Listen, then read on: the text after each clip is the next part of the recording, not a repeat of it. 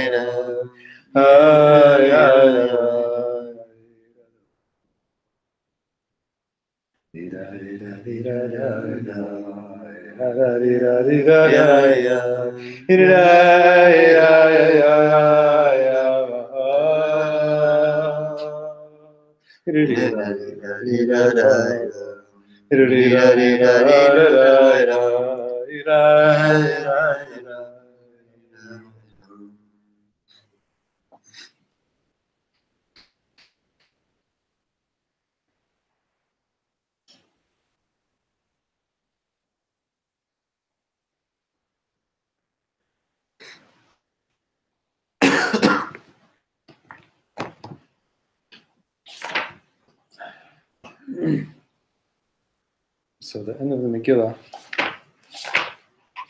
says, "V'yemei hapurim ha'ele lo ya'avru mitoch haYehudim."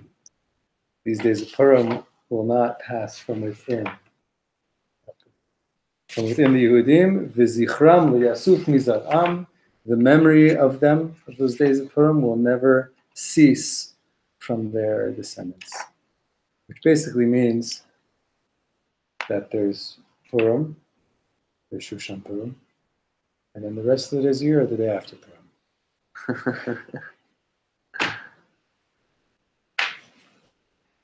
So you get to the next Purim. Can you close the door just like for sound? Thanks. And there's a lot to say. I'm not going to say all of it, but Rabbi Nachman has a Torah where he basically says that now, from now on, in our times, all beginnings start with Purim. So that's the launching point. Used to be Pesach was like our starting point. Now, where does Yiddishkeit begin? Where does Yerushalayim begin? Where does Torah begin? Everything. All beginnings are from. So it's like really like the year goes from Purim to Purim, not Rosh Hashanah, not Yom Kippur, not Pesach, Purim. In what context? What's the now from this moment? We'll have to learn the Torah together. Because the truth is Rabbi Nachman talks in that Torah about Purim and about Pesach and about Parshat Torah. Welcome. And then he says, he ends the Torah by saying, it used to be all beginnings were from Pesach, v'achshav, and that's where he ends. Wow. So it's all filling in the blanks if you want to like get to the depths of what he was saying. But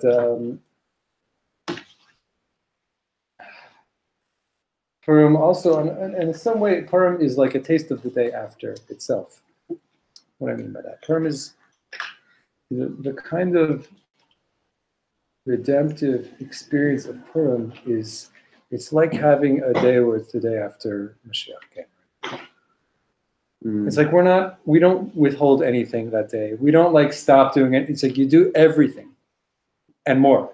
It's like it's just release. It's just letting loose. There's no Like all of our other Yom Tovim, all of their holy times of year, it's like you have to hold back something to become holy, to experience holiness. And Purim is just like you just let loose into it because it's the door has been opened completely.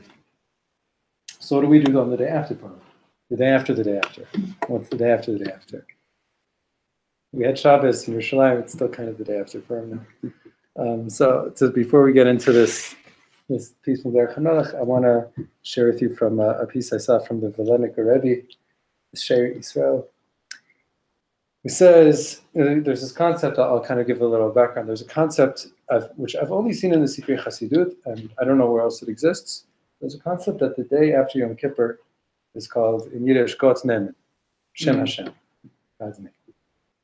And I've even seen some people try to say, well, it's really the 4 days from Yom Kippur till Sukkot. It's like every day is one of the 4 letters of God's name. It's like this bridge where you have some cleansing experience of intimate connection with God, and then you come into the day after and you're just with God those days.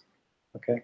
So listen to what the Vileniker says. He says, Chayev inish lebesume bepuria deloyada ben orahamana bar Mordechai, according to Gemara, that you have to get mivusan, intoxicated, happy, perfumed, however you want to translate that, on Purim until you don't know between Aruham and Baruch Mordechai. What is the Besume, says the Vileniker? Shehakol hem shemot. Everything is holy names. Everything is names of God. V'nikra'a b'shem, as it says in the Megillah, Esther says you can only go to the king when you're called by name. Ki shin v'samech mitchalfim. Right? Shin and samech you can switch. So the Besume in the Gemara says you have to become mibusam, perfumed, spiced. But he says no, mivushen. You have to become full of names. You have to get to a point on Purim where Haman and Mordechai are both just names of God. Aruhaman and Baruch Mordechai are both names. It's all Shemot. Same Gematria. V'zehu lebeshume l'shon Shem. HaTorah kula shemutav shekodesh Baruch Hu. V'zehu perush lishma. V'zehu shelemacharot Yom HaKippurim korim God's Nemen. Says that's why after Yom Kippur it's called God's Nemen, God's name. Hainu achar Yom HaKippurim achar hatshuva chozeret lishmo shekodesh Baruch Hu. What happens when you touch tshuva of Yom Kippur? That the reality you live in after that is that reality of really it's all God's name, which means on some simple level, my name is the way that I'm known to others. So on some level, it's like it's all God's name means like it's all ways of God being known to us, and coming to know. So he's relating this to what that's that place of the tshuva of Yom Kippur that you come into, you release afterwards into Shem Hashem. So that too, and that's where Yom Kippur ends, by the way, right? Hashem Elokim, Hashem Elokim, Shema Yisrael. That's all we're saying is God's name. So he said, Purim too. And similarly to Yom Kippur, besides for the Zohar and all these things, what's this connection between Yom Kippur and Purim is that it cleans you out. Gives you just a totally different perspective on how things can be. Even if you didn't have 24 hours or 48 hours of that. But Purim itself, it's like you get to live in a different perspective. You get to step into a different perspective. And Yom Kippur does that too. It cleans you. And both these, they cleanse our perspective. So then the question becomes, what do you do after? How do we be after? What are we supposed to, what's the avodah after? How do we live? What's God's name? So you have a glimpse, you have a taste, you have a smell of it, and then what? So I debated a lot which piece to learn tonight. If we should learn a Derech Hamelech piece on Purim, which is all about Simcha, or we should learn a piece on Motzei Yom Kippur, and I brought a Motzei Yom Kippur one because, not just to be cute, but because the things he's talking about are things that I want to talk about. Do you have the pages? Lahavin ma'at inyan Yom Kippurim chatimato. We're going to try to understand a little bit. He says the inyan of Yom Kippur and the chatima, the seal. By the way, did you pay attention to the Megillah? Are there seals in the Megillah? Are there chatimot in the Megillah? Sure. There's a lot of seals in it. It's sealed in the king's seal, and anything sealed with the king's seal has to be, can't be undone, and you want to get a new seal to. What is this whole thing? We're asking by the end of Yom Kippur, seal me, seal me, seal me. What does it mean, God's seal? Ma shayach l'mal chatima. Does God have a ring and a stamp? Right, that's what the seal means, by the way. That a king, I mean, you have nowadays, you go to like I remember like, birth certificates, marriage license, any kind of really like formal stuff, they give you a stamp that's not just ink, but it's a thing. It's like a wax. But it was in all the times, either clay or wax, and the king would actually press a ring into that wax, and that's the seal. That's the chatima. Omnam ita b'tikun ezar tikun Taf Aleph. I don't know why it's Taf Aleph, because I don't think it's not in Tikun Aleph. Anyway, be'inyan Tara Kadisha Devakot Tziyuri Mitchazin. The Tikun Ezar talks about the holy gate, the gate of holiness, Devakot Tziyurin Mitchazin, in which all shapes are seen. And then he says, V'chulei, he's skipping some. V'Yisrael Amrin, this is the part that he's going to develop. Ribon Alma, master of the universe. So Am Yisrael says, master of the universe. Afagav ana begaluta marach kaminach. Even though I am in exile, distant from you, far from you. Simeni kachotam alibecha. Place me. This is a pasuk from Shir Shirim. Place me like a chotam on your heart. Make me a seal upon your heart. V'lo yit'adeh minan diyuknach. And do not allow your diukan, your face, basically, your image. Right? The Zohar is talking about, the Tukunim are talking about some gate where things are seen. We don't, even though we're distant from you, make us like a seal upon you where your face won't be lost from us, even though we're in exile, right? It's more powerful when you think that many times a king's seal probably had a picture of the king's face on it. Right, the way coins with the picture of the monarch, of the ruler. So give me a seal means keep the picture of your face with us at least. Diyu chotam dilach. Your face is your chotam. Okay. Sorry, I just have to say it. Shchinta dilach. Your shchina. Devegina havit dachir lana begaluta ad kol shana kodesh. Because it's through that you will always remember us. I think that's dachir lana. You'll be remembered to us. I really think it's... Anyway, you won't forget about us even though we're here in exile. Far from you. Place us like a seal upon your heart. Just imprint us upon yourself, even though we're going to be lost from you. So you won't forget us. He's just quoting. Ha'inyan chotam Hashem, b'vchinat chotam alibecha. What does it mean when we talk about give us a seal us for life? It's the chotam alibecha, shanu omrim Hashem. Where it's like the seal where you see God place us as a seal upon yourself. We don't really know what that means. It's incomprehensible to us. But to understand what this means for us in our avoda.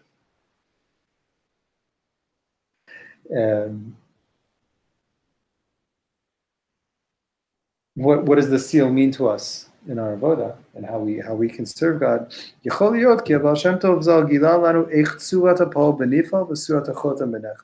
perhaps has to do with what the Baal Shem Tov revealed to us. The surah, the form, the shape, the image of the actor, the po'el is in the nif'al, is in that which is acted upon. And the seal or the sealer is in that which is sealed. Which basically means you can get a glimpse of God through the things that God creates. The actor in that which is acted upon. The creator in the creation. So the Baal Shem Tov is saying we have to seek to have recognition and awareness of God through every single thing that's in the world. Okay?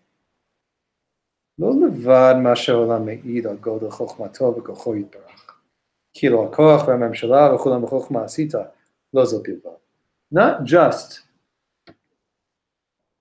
the fact that when you look at the world, you can recognize the wisdom and power and strength of God. That there's some great, consciousness and wisdom to how the world is created. We're not just talking about recognizing that there is a God because of how brilliant creation is. Even with a human who is really brilliant, you can see their wisdom, their brilliance in something that they create. Even if they're not connected or attached to that thing they made at all right now, right? A piece of art. The artist could be dead for hundreds of years. You say, oh, that was a really brilliant artist, but the artist isn't there with you. You can recognize their wisdom, but it's distant. But when we say that the shape, the image of the seal or the sealer is in that which is sealed, it's to recognize that God is here present right now. Not just that God did something. But surat hachotam banechtam, to see the seal in that which is sealed, the actor in the activity is to actually see the creator in creation itself. Not that creation shows me there is a creator, but that God, how do you see that? How do you seek God here?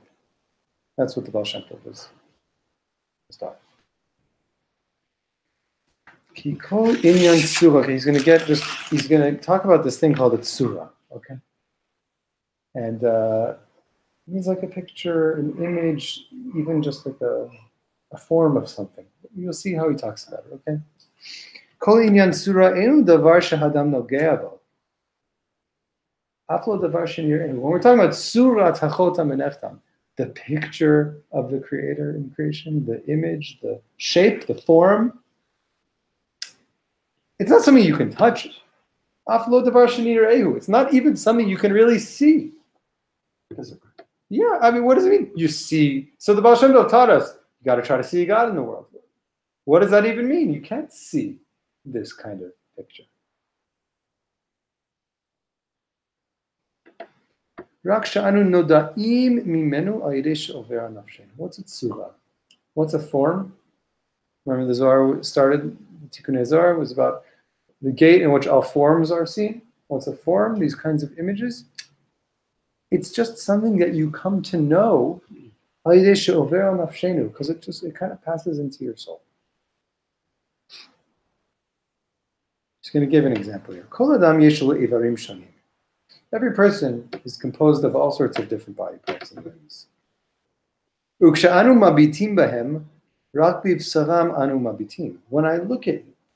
we look at another person, all we're really seeing is their flesh, their limbs. But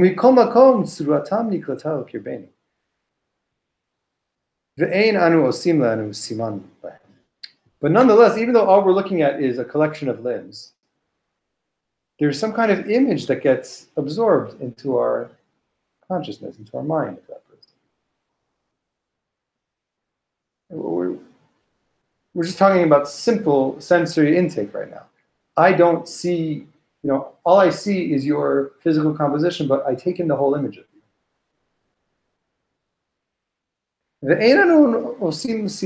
I don't have to give myself certain markers 7 inches from the bottom of the ear till the shoulder, and then I kind of absorb, I take in all of you. I take in the whole image of you. Yeah, even though you're just composed of parts, I just take in a whole picture without having to calculate it. Yeah, but it's without simanim. It's just it gets swallowed in.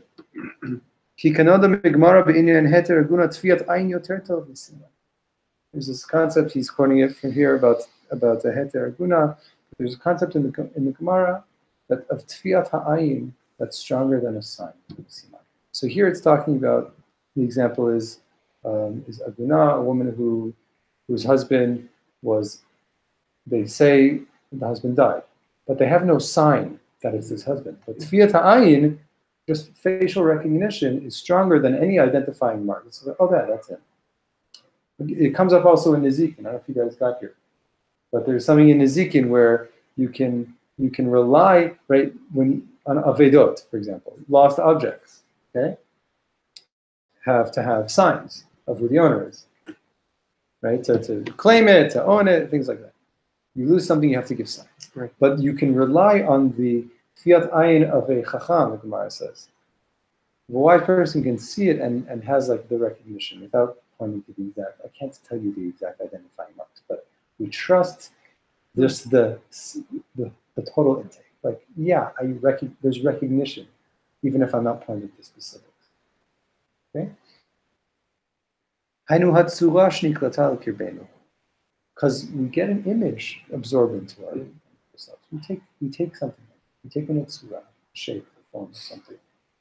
But if I asked you, what is that form, that image? We have nothing to answer. It's not a thing or an entity that we can actually see or touch. It's an impression. This is true about every single thing that exists.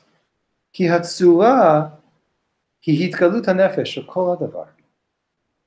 what's the tzura he's saying? It's not just a spatial quality, cardboard cutout. It's the hitgalut hanefesh kol hadavar. We take in. So until now, the Rebbe's just been talking about how we. On some level, you could just say this is how our brains work. You know, we walk around and we just take in data and information and images of things. But now the Rebbe's saying you wouldn't be able to just kind of point to that and say this is what it is, because it's not something that's bound in a form. He's saying it's the nefesh shakol davar, that on a nefesh level we're taking in the whole, we're taking in the soul of that thing. We're taking in the life of that thing in its entirety. Yes, we experience things and talk about things in very calculated, specific ways, but there's another level where we're just absorbing a nefesh. You re-experience the person. Yeah, you take them in, take in that person, you take in a thing, you take in an experience, you take in, I mean, I think about the house you grew up in. You know, you could probably walk me through every single inch of the house you grew up in, even if you haven't been there for decades. And the soul of that house lives in you. You can smell it even, right? You can hear it. It's so what is that? You know? So he's saying that's the nefesh of the thing. You took in the soul of that was implanted in you.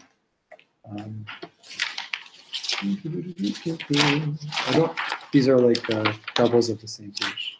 Maybe you could share it. We're study what? Reish Simon. Are we on Chet or Zayin? Zayin. Okay, so share until the Chet. Copies. So he's saying we take in something in its entirety on that level of tzura, that level of the way things just get implanted in our consciousness. It's by taking in the all of it, not the simani, not the distinct parts, just the all of it. Now he's going to give the spiritual perspective of what is that composed of? What is that nefesh hadavar? What is it made of? If I can't point to it and say it's a thing that I can touch and see and define, so well, what is it? Kevan shel hanefesh yesh otiyot ruchaniyot. Asher matzav hanefesh b'tzirufei otiyoteihim talui. This concept that, in a sense, the spiritual DNA, the building blocks of the soul of things, it's letters. It's otiyot ruchaniyot. Not even, again, they're letters, but they're not ink on paper. They're otiyot ruchaniyot. We call them otiyot that actually dictate and determine the form of that soul. Matzav hanefesh b'tzirufei otiyoteihem talui. They're the composed part. They're the parts that compose that nefesh. לכן הגוף שכל חיותו מנפשו גם הבשר נצטרף בצירופים שונים. העיניים צרופים יחד ורחוקים כדומה כפי צירופי אותיות נפשו. So, just to get a sense of the perspective he's saying at root, there is a nefesh underneath everything that exists. Every body in its root is a nefesh. And the nefesh is composed of otiot, and the specific otiot, their order, their combinations, their composition is going to determine what that body looks like. So he says the distance between the eyes. It's the fleshly presentation of those otiot of the nefesh. Right? So these, again, I mean, I think DNA is it's an interesting kind of a good parallel or mashal to think about, because okay, so there's very powerful kind of microscopes that can see these things, but you and I can talk about DNA, we can't see these things. We don't really know what we're talking about. We can't touch them, but we know that the structure of our body and beyond our body is dependent on them. So he's saying, in a spiritual sense, there's otiot ruchaniyot that compose the soul, that the flesh and the skin and the body is a physical representation. So what is the tzura that we're taking in, right? I'm looking at your body, but I'm taking in an all version of you, the tzura of you. I get a glimpse of the tzerufei otiot nefesh. That impression I get of you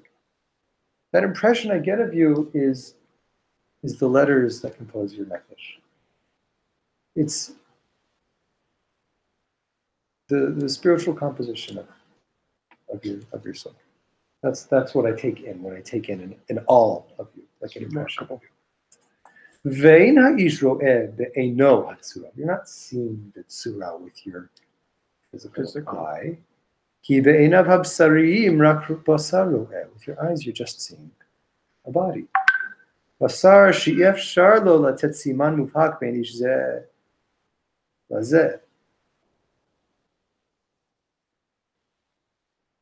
I'm seeing a body, and I'm not even giving calculated specifics of this body is cut this way and this one is this way, right? On each level, I'm just taking in kind of an general impression of the whole thing.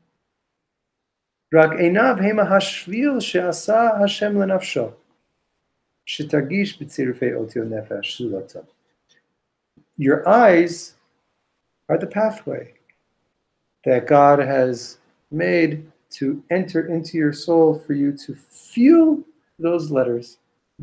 Feel through the eyes. Your soul gets through your eyes. With your eyes, you see things. Through your eyes, your soul gets to feel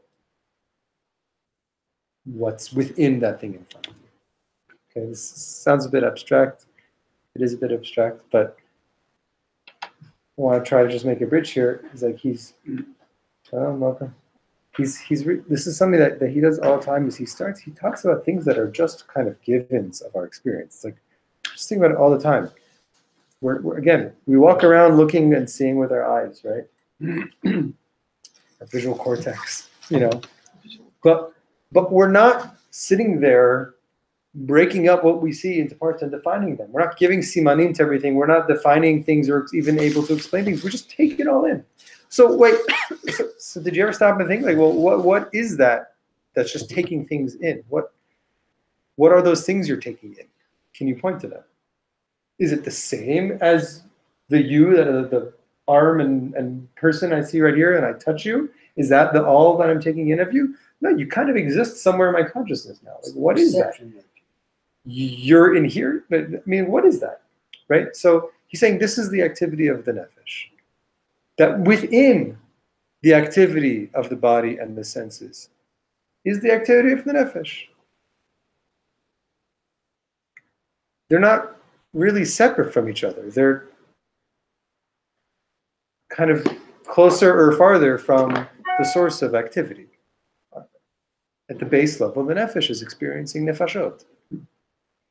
At a further level of creative and physical development, so the body is experiencing things from other bodies, but He's just pointing out, there's like, don't stick with one definition of what you are seeing or what's in front of you.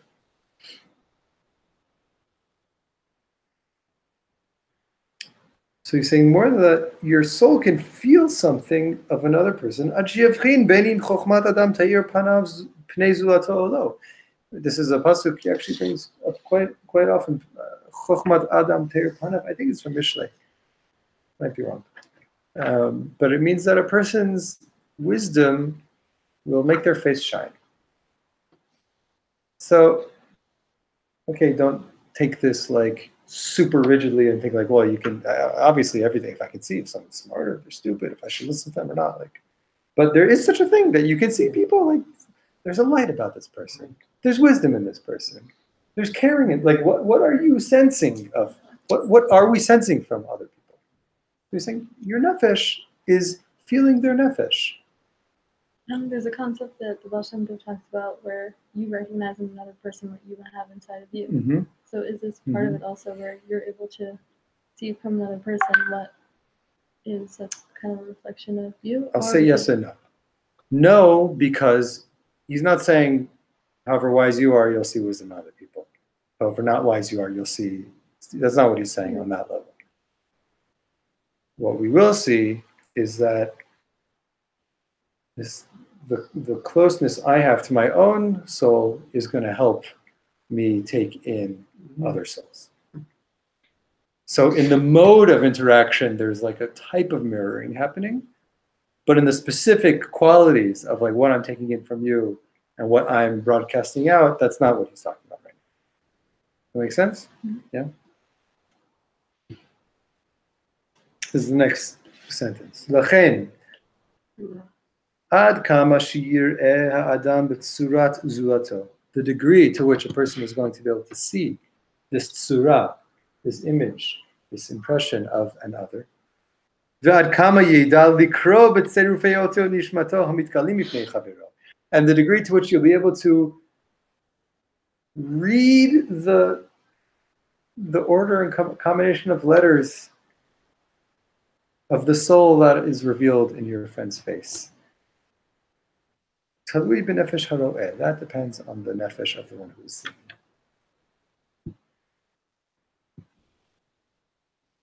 I'll say it just in English.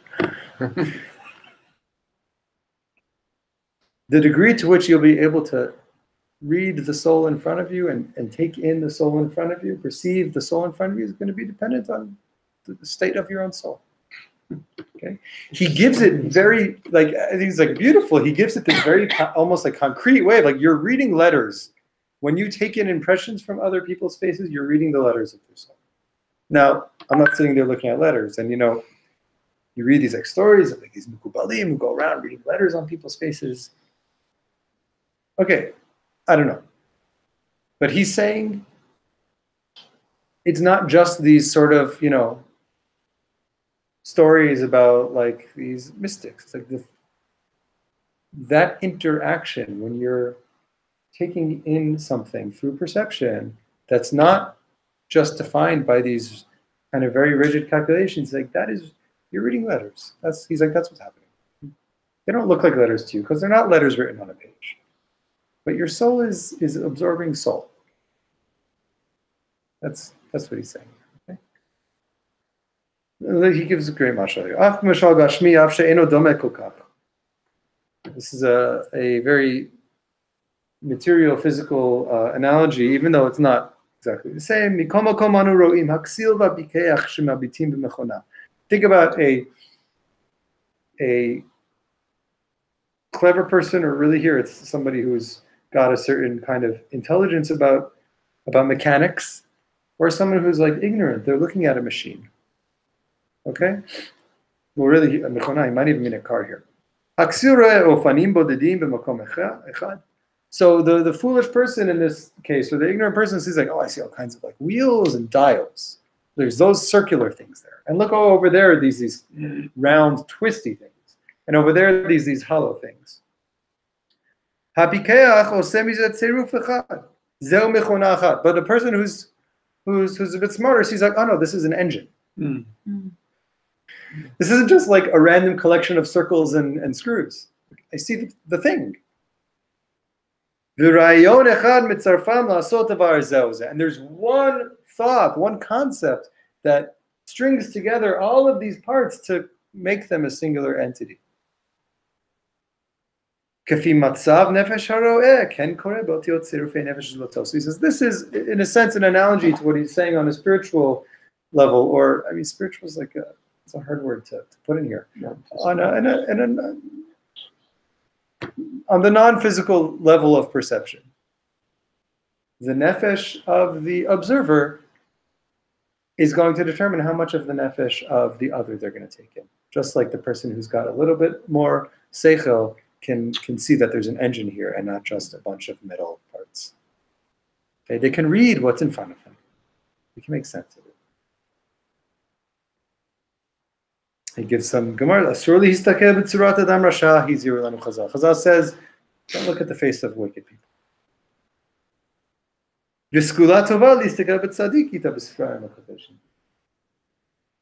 Some of the other Sfarim says that it's beneficial for you to look in the face of holy people, righteous people. Because when you look at the face of somebody, you're taking in a bit of their soul. It's the letters of that soul that Hashem has made to present itself outward in this way. And those letters, they pass into our soul. There's not just a meeting point, not just an observation here, but there's this like porous interaction between us and the world, between us and other people. We take in something of them. And that affects the activity of our own nefesh. I have to share, I went to a barber shop this morning, got a haircut. And I said, thank you. I said to the guy, I was like, use a machine or scissors, because the machines have got numbers and sometimes they cut it way too short, whatever. So I was like, well, if you're going to use a machine, I don't want it shorter than whatever the number is. And he was like, fine. But then he stopped. He said, no. It's not about, he's like, first of all, it doesn't make a difference for me if I'm using a machine or if I'm using scissors. And when you go to a professional, he's like, it's not about the length. This is awesome. He's like, it's not about how long your hair is.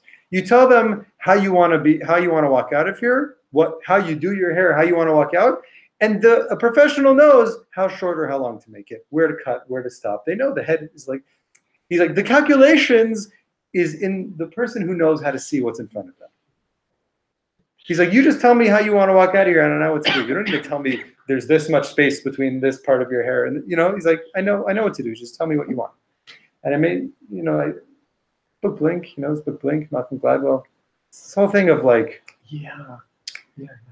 You get enough experience with something and you have an immediate sense of what's in front of you, even if you can't really unpack why. So, the one example that really stands out to me is like people someone who like knows how to identify counterfeit art from like a great master. That if you could study it through a computer, it might look identical, but somebody who just has seen enough Van Goghs knows what's a fake, even if like it's a print of the same thing. So that's where he came to this whole thing of like, what makes you an expert in something. So I'm getting a sense of that here, of like, if you're an expert at looking at experiencing a soul, so you have more expertise in being able to read what's in front of you, being able to take in. Read is the wrong word, because we're talking about, I don't want you to get the impression that we're talking about like critiquing or labeling. It's just how much of another are you able to absorb? So the degree of one's own soul is how much of a soul they're taking in also. That's what he said.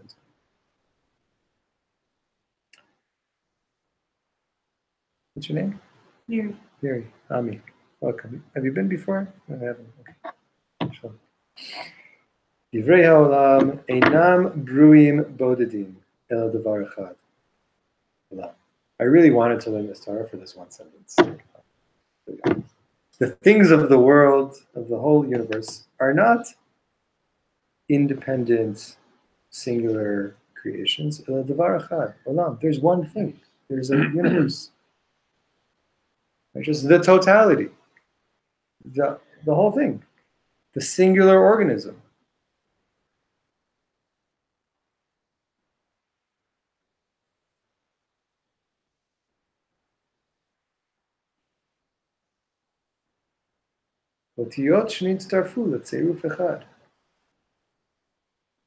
They're letters that have all combined and come together to form one continuous collection, one big composition. Pasuk says me'otot hashamayim, from the right. When in Breshit, when it says that God creates the sun, the moon, the stars, they're called otot, signs. But otot, he's going to say here is otiyot. They're letters. Kol etzem v'chelik olam hu ot me'otiyot elokim yitbarach. Shenitztarfu yachad asher asa Hashem sheyitkalu. Every entity and portion and piece of our universe is like another few letters of this great big composition. Hamidrash omer al vayar elokim et kol asher asa. It says at the end of the 6th day of creation, right after every day, it's Vayar Elokim et Kitov, and God said this, and then Vayar Elokim et Kol Asher Asa. God says all. God looks upon all that God made. Amar Rabbi Yochanan. So the Medrash says, what do you mean God looked at all that God made? Melech basar v'adam kshu mebit b'alyonim eno mebit b'tachtonim. A human king, when a human king is looking at the heaven, they're not also looking at the earth. When they're looking down, they're not also looking up. But God looks at kol asher asa. God sees all of creation, all of existence in one. It's one view. God's vision of the world. Vayar Elokim et kol asher asa. God sees everything at once. Hadbek b'midotav. So the Rebbe says, so we have an avoda of attaching ourselves to God's traits, to God's midot. If this is how God looks at creation, so how do we look at the all? How do we see creation as an all entity? Adam tzarich lilamed etzmo shelo yireh ha'elonim haruchaniyim ledavar echad v'hatachtonim ledavar echad. We have to teach ourselves and train ourselves to not look at the elyonim, these higher spiritual parts of creation, as one thing, and the tachtonim as davar echad, and as our world as something else. V'gam hatachtonim kol echad ledavar b'ifnei atzmo. And then when we get into our world as well, every single thing is its own separate thing. This is this, you're you, and you're you. That's how we're used to seeing things, is that we have to train ourselves to see things differently. Rak et hakol yitzaref letzeruf echad. Our avodah, our training is to teach ourselves to see all of it as one whole, as one entity. Vayar Elokim et kol asher asa. Right? Pasuk says, God saw kol asher asa, all that God made. Im habitim d're'iyah achat, az ro'im et Elokim kiv'yachol. Somebody says here. Vayar Elokim et kol asher asa. So he says, it's not just that God saw all that God made. If we can look at kol asher asa, that's how we Vayar Elokim. That's how we get a glimpse of God. You already did with that pasuk? You did with that pasuk? God looks at the world this way. You want to see God in the world? You have to look at the world that way too. That's where you get a glimpse at the kol of kol.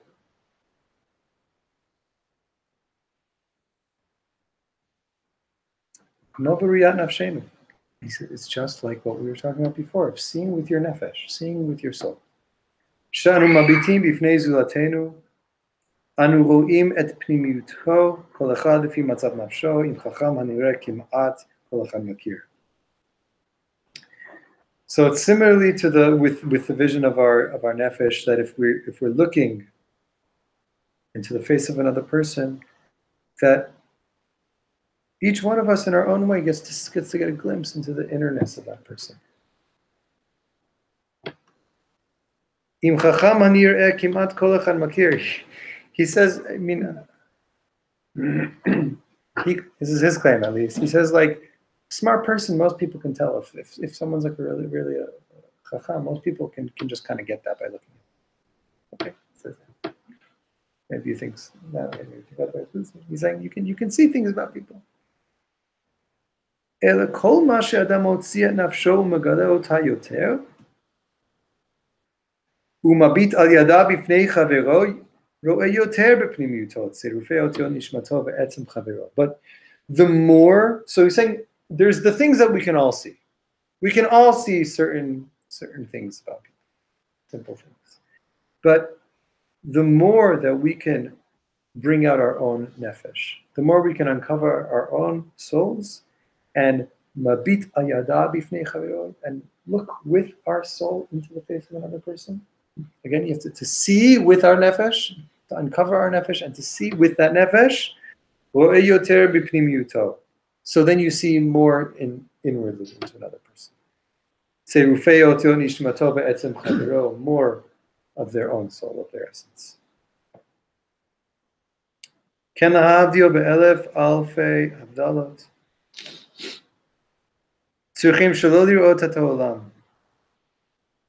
So he's saying this is true also, and it's completely because we're not talking here anymore about looking at one at another. This is how we have to look at the entire world. It's not that you are visually looking at the world.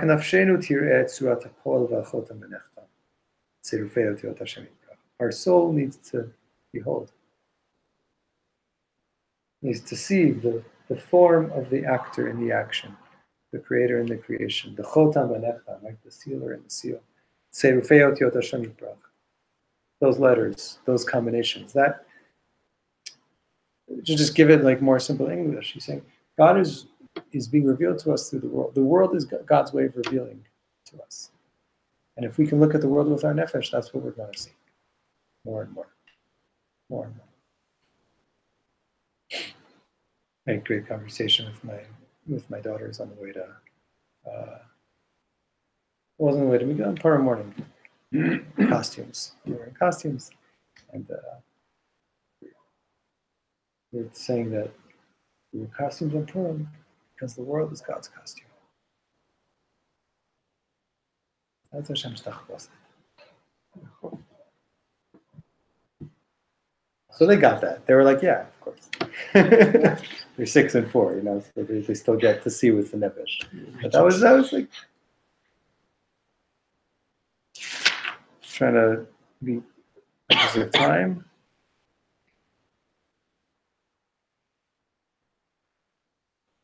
I'll talk a little bit of like why I wanted to learn this today. I mean, we get a dose of a new perspective on Purim. But what's it like to look at the world again the next day? What's it like to come to re-enter after Purim in the way that the Megillah says that Purim is always accompanying us and not leaving us? Right? That's what I hear. Like, this is the Rebbe saying the same thing in Yom Kippur. What do you do after Yom Kippur? How do you take the vision you got there, the glimpse of of what you beheld on that day or what you experienced on that day, and carry it forward and draw it out even more and build on it, and not just say, okay, that was like a departure from everything else. No, if you saw something real, you experienced something real, then it's real all the time. It's real even when you're not celebrating Purim. So like how does that reality become part of our lives? I didn't speak English there. We got it. There's a shift. It's like a shift, and it's not, Purim is like an intense being in that, but then we have the work of developing something. So something that's just something I just love so much about the Piaseczna's teachings is that he's trying to train us all the time. He's trying to give us very practical ways. He's like, practice looking at everything as one. Practicing the entire world as one unified existence. Just like take some moments through your day, through your whatever it is, Honestly, there's the times when you set aside for meditation avoda, and then there's the best times to do this kind of stuff is when you're walking from one place to the other. And you could be doing this, or you could just be taking everything in at once. Or have you ever been to a concert and all of a sudden just close your eyes and can I just hear all of sound as one? Just let all sound be one thing. You don't need to go any time. You can always shift the focus of whatever you're paying attention to or not paying attention to experience things in a more unified way. I'll tell you something. This isn't really the way he's talking about, but just something that there's been times in my life. I remember I was in college, where I was in some period where when I was walking, I just have a specific memory of walking in the hallway at Hebrew University. But I used to do this in other places of I'm just going to walk around with the consciousness of a young child, right? And just see things without all the assumptions and preconceived notions that I have. And just wow. I mean, my kids walk around and see every little piece of trash on the floor and start building palaces out of them, because they're noticing them. And we just the further we get in life, we unconsciously most of the time decide what not to notice anymore. So we're saying, just find ways to expand your perception. Find ways to let everything come in a little bit. There's a minhag. I know it's minhag by Chassidim. It's probably minhag by other people too. That when Kiddush and Erev Shabbos, we say Vayerev Vayivoker silently, then Yom HaShishi. So the Chassidish minhag though is before you say Vayerev Vayivoker, you say the beginning of that pasuk. V'yar Elokim et kol asher asa v'hinei tov ma'od.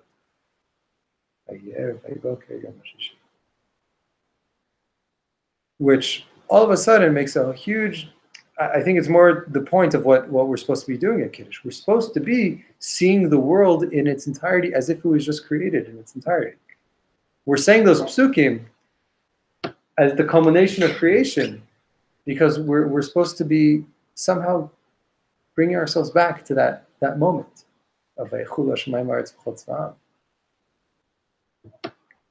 So when you say Vayar Elokim et kol asher asa v'hinei tov ma'od, it's that's a time to what the Rebbe is saying. It's just take a moment and see everything as one, everything in one.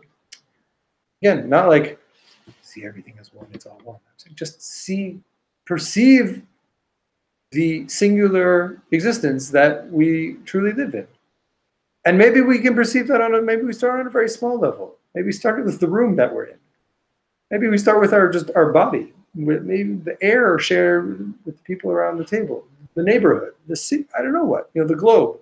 But at every level, we can see things as more differentiated or more part of a singular totality. And the Rebbe is saying here, the more you can see those glimpses of it's all just this one big composition. So, Vayar Elokim, that's what it means to get a glimpse of the Paul Benifal.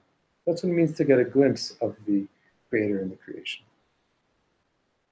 So I keep visualizing it, trying to, and putting the full picture of a oneness in front of me and looking at it. It took me a while to remember that you have to include yourself in that oneness instead of trying to visualize it away from you and the room is one.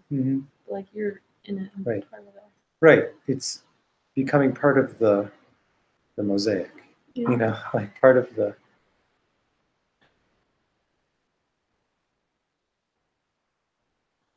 sculpture, the piece of art here.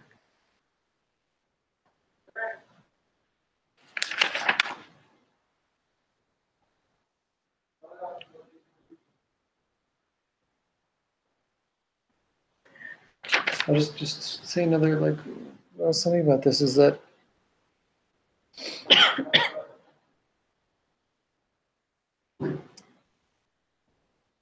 we have these stories and ideas of these the great Kabbalists that can see names of God and understand how everything that's happening is coordinated with different parts of divine reality and things like that. And I'm saying this here because I've seen the Rebbe say this explicitly in other places where he's basically saying that stuff, it's this is what it looks like to normal people. This is what the normal experience of that is. So you don't know what the letters are. Don't worry about it. And he sees at Lehefech there's a drasha in Hanukkah where he's talking about this. And he says, if all you have is Kabbalistic mystical names of God, and you have no feeling of being attached to that moment of what you're doing and where you are, so you just have a dry calculation. You're just doing math. You're doing mathematical problems in your head. So don't worry about what you don't know. The entryway, the entry point is to tune into what we're experiencing, to tune into where we are. And don't worry about not having what to say about it. It's not something that's really contained or confined to those kinds of words. But you know what? What it does do is open us up to coming closer to those things that are open, that to experience and come closer to, and in the present, in the immediate. And I can't emphasize this enough. And again, I'm saying this from other of his writings. It's the same thing as those names, as those sfirot, as those midot. The feeling and the experience of it is what they're meant to be. So if you're just feeling it, so don't discount that experience. Don't discount that based on all about I'm not knowledgeable, or not holy, or not learned. I'll just read a few more lines here. Pasuk Meramez. Shamar David Hamelech ki yareh shamecha ma'aseh tzbotecha. Okay, so he's going to break it up, pasuk of Tehillim. That David Hamelech says ki yareh shamecha, which literally means when I behold your heavens, the sky. But he says im chafetz ani lirot hashemot shelcha ki yareh shamecha. If I want to see your names, your shemot. Not shamayim, heavens, but shamecha, your names, your shemot. If I want to see your shemot, if I want to see the ways that you are known in the world, God, then the next part, ma'aseh etzbeotecha, v'noda mesefer yitzira sheyotzfir nikum etzbaot. He's saying, he's putting these words into David Hamelech's mouth. If I want to see your names, God, if I want to see your sfirot, az yarich v'chochavim asher konanta, daili. It's enough for me to just look at the moon and the stars that you created. By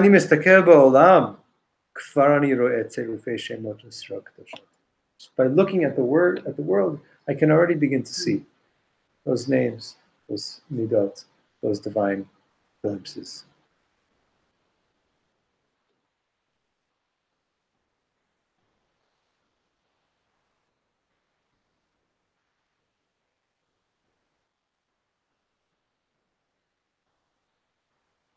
But there's a lot more here that he went into, but I feel like we already got into a lot. We could go on. What do you want? Should we read more? Should we unpack a little? Should we just stay here? Does it feel tangible what he's talking about, or does it feel sort of far totally off? tangible. Yeah. I think of a song that came into my mind. It's the same old song, but a different melody. Mm-hmm.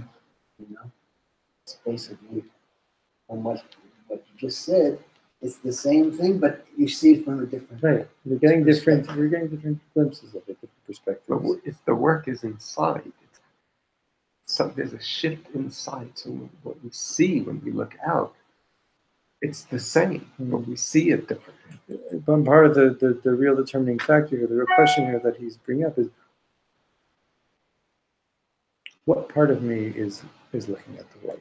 What part of me is looking at what's in front of me? What am I using to perceive, to see? Am I just sort of like walking through and unconsciously reacting to all of the things around me? Or am I sort of activating something inside of me that's like, oh, you know what? There's something here. And I'm not necessarily defining what that something is, but I'm opening up perspective. And again, it's, to me, this is like very much tied to coming out of a day like Purim, where I've had glimpses before of there being something, but I don't really know what it is. And I make it day and see or feel or experience the same way. But if I know that that is something of this world, so how do I let more of that into my life? How do I look at the world with that experience? And again, by trusting that it's real, and not just that it was some kind of like, oh well, I was drunk, so I don't know.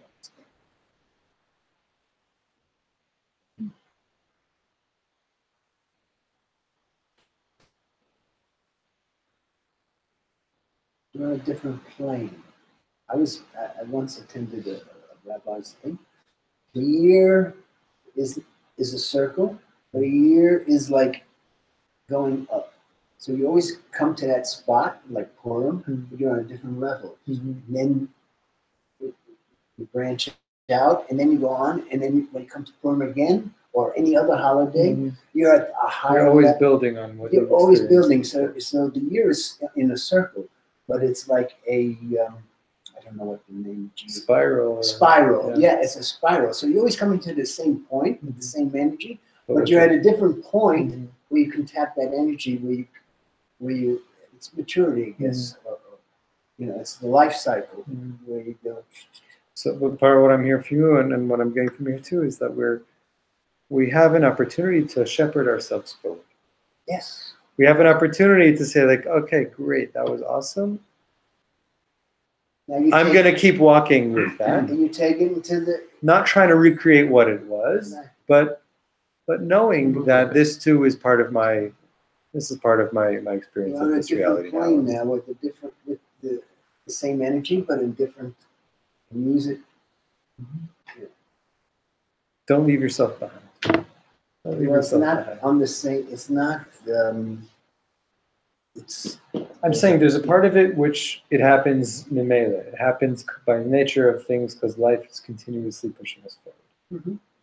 But there's also a place where we can exercise choice here, which is I'm gonna turn on some part of my consciousness, or I'm going to ignore some part of my consciousness. And here we're saying we have an opportunity to train ourselves. There's just even this little thing of like, train myself to see things as, how do I just behold everything as one? Even in just a moment, how do I behold like the world as one? Ecosystem, even organism. You can start again. The room I'm in, the body I'm in. Like you can start small and branch out. You can branch out and branch in, but we have an opportunity here. We have an opportunity to see the chotem and the neftam, to feel something that is binding this reality together, and that I am part of it. You're saying before that I'm part of it too. I'm not looking at something outside there. I'm not kind of fabricating some idea of oneness. I just think about my own, I guess. I mean, there's so much of this. It's just, Birkot HaShachar, like the morning brachot, All I'm doing is like paying attention to the way all these different forces in the world and in my body are all sort of interacting and coming together. And it's all coming from the same place. Right? That's all. I'm going through this list of like, what you're doing God, this is what you're doing God, this is what you're doing God. And that's sort of like just the beginning framing of waking up.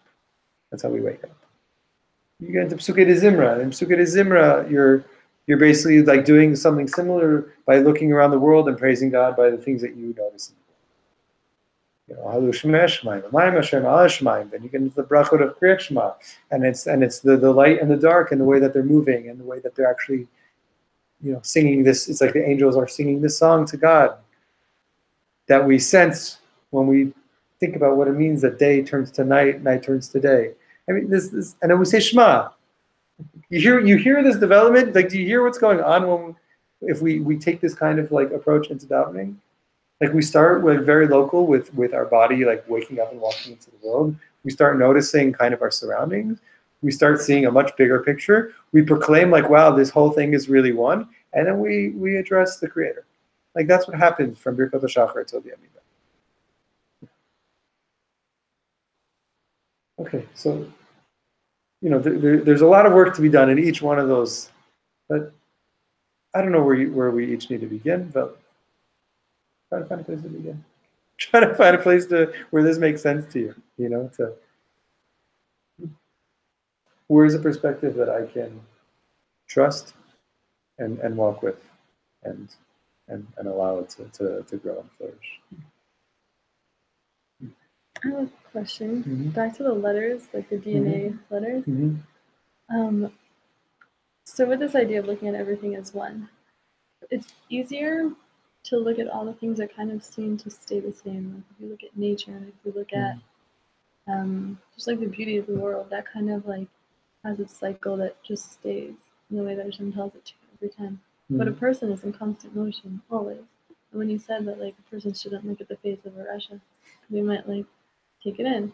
But when you're looking at their DNA, are you seeing what, like the letters that they're made up of? Is it just like the highest form of who they can be that they might not be like emulating at that moment, but like the letters are just if you the can highest see that form way, of it? then great. I can't. I don't know. You know, Rabbi Nachman says that one of the basic, like famous Torahs of Rabbi Nachman is to look for good points in people. Because even someone who's completely wicked, they must have a good point buried in their soul. He says that if you can identify the good point in them, they're already not wicked, that you can actually affect tshuva in them. But I think he's saying a little bit something similar to your question of like, yeah, nothing here is static. And the people that we cut are the Rebbe brought that, according to Gemara, to kind of illustrate just give another example of how these kinds of things appear in other, you know, in other writings. Like, yeah, this is why the Gemara says don't look at those things, because unless you're coming to it with a lot of nefesh, so then you're really just taking in a lot of nefesh. But is that just your perception of it, or are the letters really showing this like negativity in person, or is it just? I don't know. I'm not a letter physicist. Whatever it is, I don't know. It's a good question.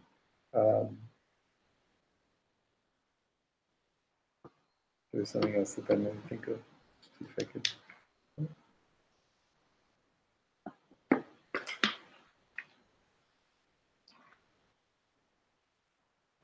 I mean, I'll end by just saying something that I get so much in a lot of his writings, and I'm sure you see this a lot, especially B'nai Machshava Tova. He develops so much, which is we're so used to taking for granted the way that we tell ourselves we experience life. And that's really just a product of really limiting a lot of what we're experiencing all the time. So it's not like to develop our perception or our perspectives of things. It doesn't take much. We have the tools already. We just have to not limit ourselves in the way that we're used to limiting ourselves. He says in the name of Yeshivat Simchat, as you know, it's using the five chushim in a different way. Right. It's specific. Yeah, we're using the same functions. Yeah. You know, and there is very powerful piece where, like, you know, maybe I'm just turning the filter a little weaker. The filter that's so strong all the time to kind of just focus on the things that I've decided are important to focus on. Okay, well, can I give the filter like a few minutes to rest? Yeah, I'll give you another example. It's like the Zohar says something kind of funny. The Zohar says that when God was teaching Moshe how to be a prophet, God said, well, Moshe, close your eyes and tell me what colors you see. I don't know. Do you remember when you were kids, like how cool and exciting that was? Yeah, it still is, right? So I remember once, this is like, I was sitting with Rav Menachem Fuhrman, that's all, learning this piece of the Zohar, and we all sat there, and he was like, I don't know, I see gray. But it's like,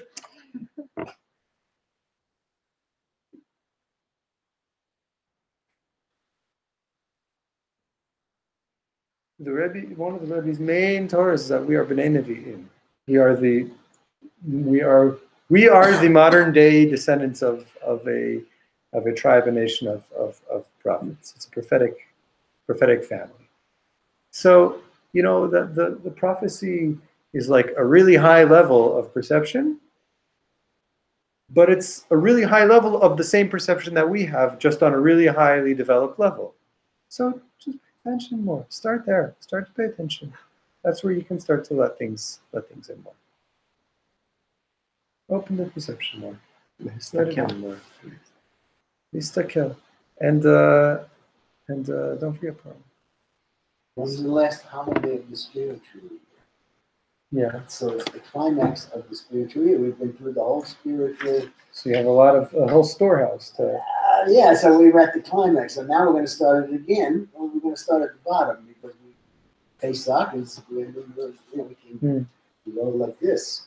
And then we go like this. And this is how I imagine it. I mean, I don't know. And then when you get to Shavuos, and then it's like this, and then it goes down, and then you hit bottom. I really like your direction. Well, this is how I think of it. And then you go up, and the same when you get to like Rosh Hashanah, Yom Kippur, and Sukkot, and you stay on that plane, and then you have Hanukkah, and then you have Purim, and then you go, and then you start all over again. Mm-hmm. So it's like, there's a whole roller coaster in terms of, I don't know what to call it, motion and emotion, but spirituality, tapping, because you have Pesach. Pesach is, it's the beginning of our freedom and the beginning of our nationality, let's say. It's the New Year of the Jews, while Rosh Hashanah is the New Year of the world. Mm-hmm. I've been to many classes, so, and there's no joy with Pesach because it doesn't say. There's no joy. It doesn't say anything about joy. Because you have to eat matzah. Well, yeah, but on Shavuos it says joy once, and on Sukkot it says 3 times. Yeah.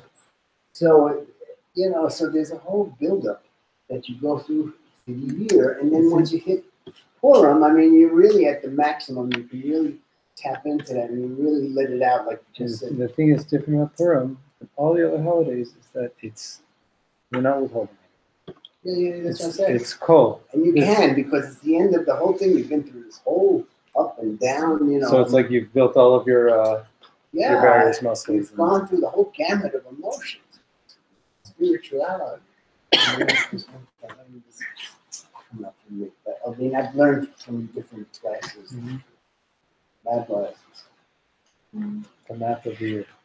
And I've also experienced it, because when you're counting Yomer, it's a little heavier than when you're after Yom Kippur to Sukkot, when you're in this period of Hashem's name. It's a totally different energy level.